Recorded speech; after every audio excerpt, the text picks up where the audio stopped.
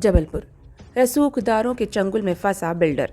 आज रांची में भारतीय कॉलोनी बिलपुरा थाना रांची के रहने वाले रंजीत चौधरी पिता डब्बल प्रसाद चौधरी ने प्रेस कॉन्फ्रेंस आयोजित कर बताया कि मनेगांव निवासी अनिल गुप्ता व उसका पुत्र संदर गुप्ता जैसे लोग मजबूरी में फंसे लोगों का फायदा उठाते हैं। मजबूर व्यक्ति उनके संपर्क में आकर इनसे पैसे लेता है और वह पैसे की एवज में 20 से 40% की सूदखोरी ब्याज उगाई करते हैं।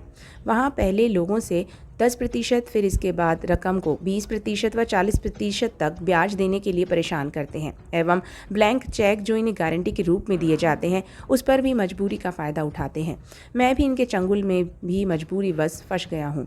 इसके द्वारा दी गई हुई राशि से भी बढ़कर मूल से ज़्यादा ब्याज दे चुका हूँ। अपना जेवर, मकान, गाड़ी व प्लॉट या ज़मीन रखकर इसके बावजूद भी तरह तरह के हथकंडे अपनाता है। आए दिन पुलिस के द्वारा मुझे परेशान करता है, जिसकी शिकायत मेरे द्वारा निरंतर सक्षम पुलिस अधिकारी को न्याय के संबंध में दे चुका हूं, परंतु आज दिनांक तक इन पर कोई कार्यवाही नहीं हो रही है।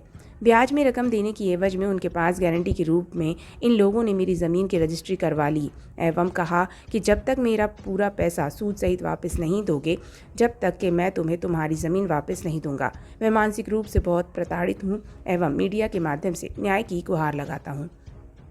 जबलपुर ब्यूरो चीफ अनूप चतुर्वेदी की रिपोर्ट।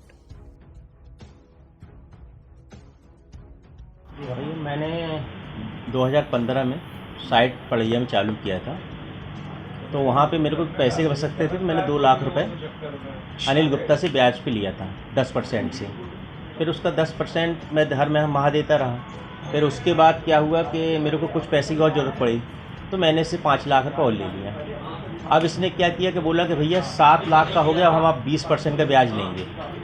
तो मैं इसको 20% का ब्याज देने लगा। अब ये हुआ कि ये मुझसे कहने लगा, परेशान करने लगा, मुझे पैसा भी चाहिए। तो मैंने कहा भैया पैसा तो अभी इंतजाम हो नहीं पा रहा है। तो बोला एक काम करो, आप तुम अपनी संपत्ति हमको गिरवीनामा रख दो। तो हमने कहा ठीक है भैया। बोले जब आप तुम पैसे दे दोगे तो हमें गिरवीनामा आपका वापस कर देंगे। तो हमने उनकी बात मान के उनको गारंटी के तौर पर रजिस्ट्री कर दिए।